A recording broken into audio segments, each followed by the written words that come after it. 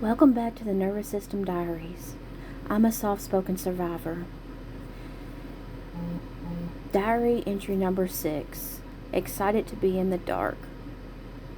Now this is going to be a little trigger warning for those, so if you need to skip this, I understand.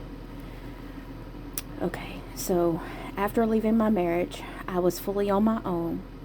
I had my own apartment, my own job, my own bills.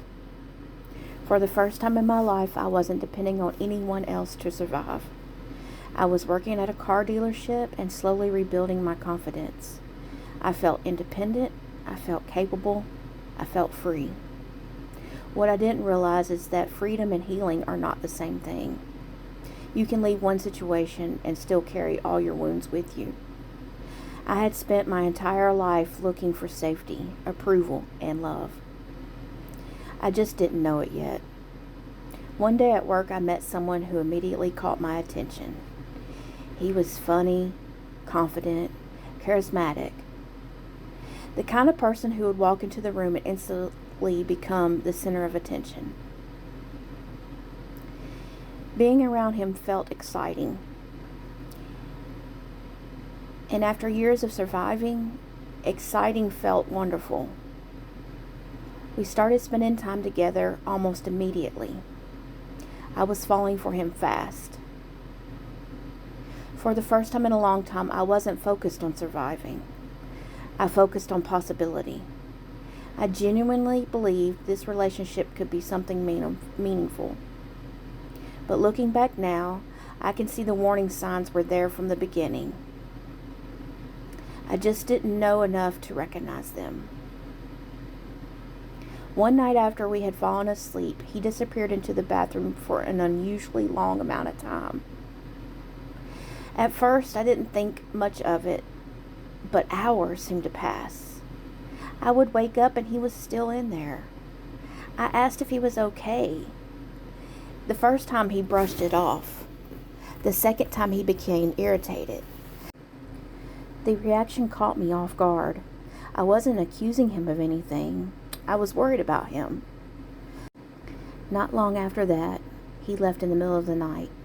The next morning, I noticed things that didn't make sense. Little signs that something had happened. I couldn't explain it. I tried reaching out to him. Nothing. No calls.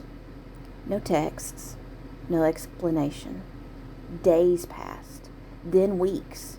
He barely acknowledged me at work.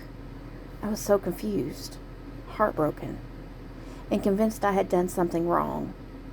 I replayed every conversation in my head, every word, every moment, trying to figure out what mistake I had made. Then a coworker made a comment that stopped me in my tracks. He suggested that maybe what I had witnessed wasn't what I thought it was, that maybe drugs were involved. I immediately rejected the idea. There is no way, not him. Not this person I was already falling for. At least that's what I told myself. But looking back now, I can see the signs, the disappearing acts, the mood changes, the secrecy, the defensiveness, the inconsistencies. The pieces were already there. I just didn't know how to put them together. Then something happened that would become a pattern. He came back. Not with explanations, not with accountability, just back. And when he came back, everything felt wonderful again. The attention returned, the affection returned, the excitement returned. I felt like I could finally breathe again. Maybe I came on too strong. Maybe that's what it was, and he got scared off. Or at least that's what I kept telling myself.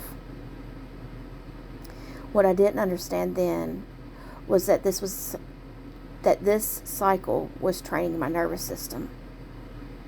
Disappearing, then returning. Pulling away, then pulling close. Confusion, then relief. Over and over and over again. Without realizing, I became addicted to the relief itself. The good moments felt so good because the bad moments had felt so bad. When he disappeared, I blamed myself. When he came back, I felt grateful. I was constantly trying to solve a puzzle that was never mine to solve.